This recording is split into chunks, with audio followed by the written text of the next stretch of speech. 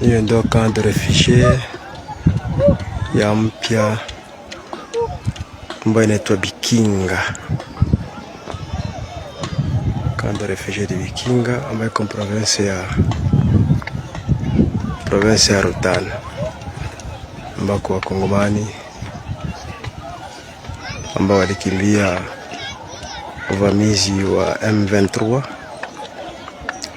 kutoka kwa brigade ya Gatumba. Hapa ndio kunakia kuwekewa hapa,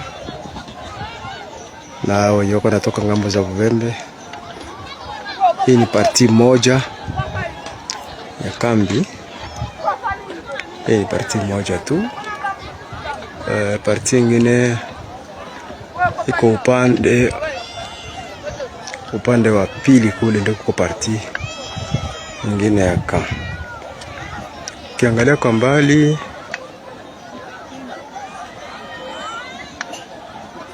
utaona kambi ya Bwagiriza.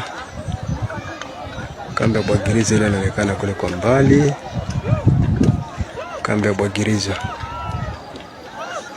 Na upande wake huku